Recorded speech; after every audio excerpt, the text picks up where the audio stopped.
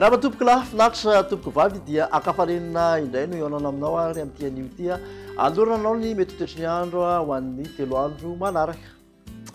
Ao anatin'izay 3 andro manaraka zay dia afapana ny andro amin'ny ankapobeny indrindra moa fa ho an'ny rapitso manokana indrindra fa aty amin'ny afoatany no somary misongadina izay farana izay raha tompoko tsy dia misy fiovana firy raha oharina amin'izay ny any amin'iny andrefan'ny nosy iny any amin'ny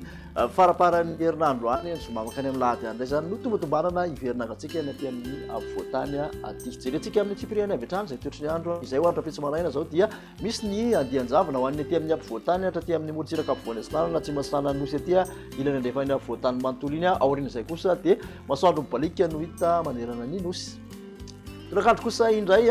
dia mbola mibantoerana trano ny masoandro mibalika saika manerana nosy raha toka somary misy ranondrahona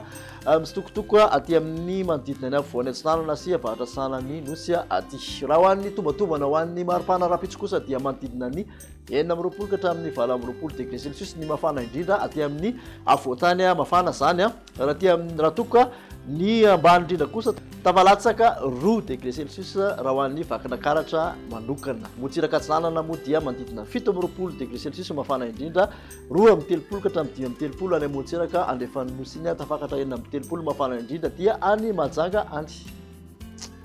Toy ny toetry ny andro any alarobia kosa indray dia mbola maina trany manderana nosy mibantoerana ny masoandro amin'ny ankapobeny raha toka misy orana tandrifindrahona miserana aty amin'ny manodidina ny Maharantsetra sy Antalahy aty. Raha mahakasika ny maripana voavinavina ho an'ny alarobia dia 13 ka hatramin'ny 15 degré celsius mafana indrindra aty amin'ny afoatany mbola mangatsika trany maraina ny vakina karatrany manodidina ny 19 ka hatramin'ny 20 ny motsiraka atsinanana 13 ny motsiraka andrefana somary tafakatra 13 kosa raha ny tombatombana any Mahajanga any. Marana antsika izay toetry ny andro izay ho an'ny alakamisy kosa indray dia misy tsokany alizay fa malefaka no andrafitra ny toetry ny andro amin'ny ankapobeny zany hoe mandraondrahona zany aty amin'ny aloatra mangora atsinanana sy vadivavy sy fitovinany aty misy orana tandrifindrahona aty amin'ny motsiraky ny Analanjirofo Maharantsetra aty amin'ny Antalahy aty fa ny ankoatra kosa dia saika masoandro mibalika no mpantoerana.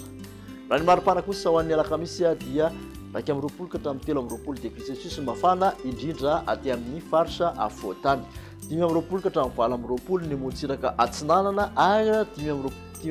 ka hatramin'ny 20 ny motsiraka andrefan'ny nosy orindava zany mafana indrindra zay 13 degré celsius zay raha toka tapakatra 17 hatrany aloha an'ny Mahajanga.